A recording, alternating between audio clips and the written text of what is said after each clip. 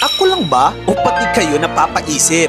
Bakit sobrang yaman niya? Yes, siya si Charo Cordial, ang founder ng Maddox Jewelry. Na kamakailan lang, nagkaroon ng fashion show na tila naging reunion ng lahat ng sikat na artista. Kaya naman napapatanong na ang marami, paano niya na-afford ang ganitong kalaking event? Tapos nakita niyo ba yung suot niyang kwintas at singsing? Grabe, nakakasilaw. Flower shape ito. At ang centerpiece ay isang napaka-rare na gemstone na tinatawag na Paraiba Tourmaline. To give you an idea kung gaano ito kamahal, ang highest quality ng Paraiba Tourmaline ay maaaring umabot sa 6 million pesos per carat. Kaya talaga mapapatanong ka, saan nanggaling ang yaman ni Charo? Kaya alam mong ginawa ko, nanood ako ng mga interviews niya. Ayon sa kanya, nagsimula siya bilang isang simpleng probinsyana mula sa pamilya ng magsasaka. Nagsumikap siya sa pag-aaral at eventually naging engineer. At dito na pumasok ang mga haka-haka online.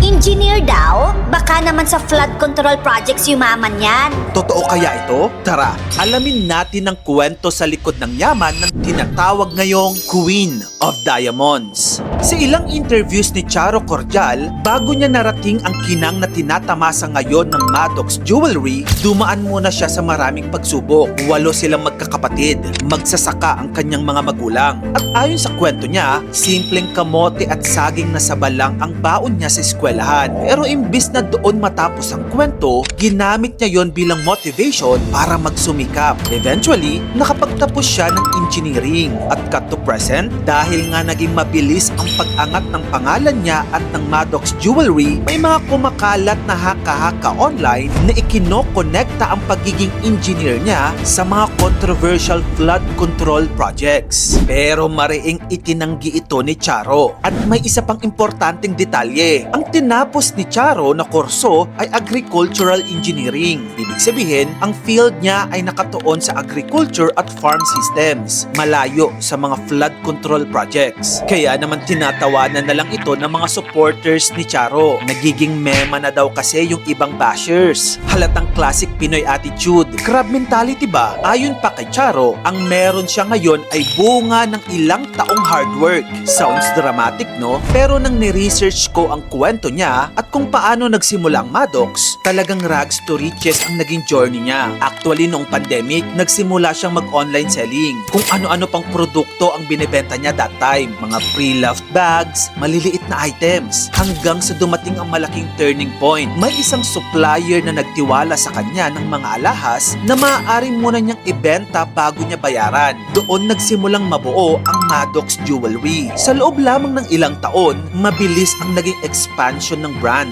Dumami ang customers. Dumami din ang resellers. Hanggang dumating sa point na kapag pinag-uusapan ang diamonds, Maddox na ang unang papasok sa isip mo. At ngayong 2026 nga, isang malaking milestone ang ipinakita nila. Nagsagawa sila ng Maddox Iconic Runway, Diamond Jewelry Fashion Show 2026. Hindi ito simpleng fashion show More than 100 celebrities at mga content creators ang umattend, suot-suot ang iba't ibang natural diamond jewelry collections ng Maddox. At para kay Charo, sobrang surreal daw ang experience na ito. Dahil dati, isa lamang siyang batang probinsyana na nanonood ng mga artista sa TV. Pero ngayon, ang mga artistang dati niyang pinapanood, sila na mismo ang rumarampa para sa brand niya. So yun na nga mga kamagkano, kung may isang bagay na pinatunayan si Charo Cordial at ang Maddox, hindi porket maliit ang pinanggalingan, maliit din ang mararating. Ang importante, marunong magsimula. Dahil minsan, ang dating simpleng pangarap lang, pwedeng maging isang bagay na kumikinang ng higit pa sa diamonds. Kung gusto mo pa ng maganda pang inspiring contents, dito lang yung sa channel ko kaya follow ka na. Maraming salamat sa panonood mga kamagkano.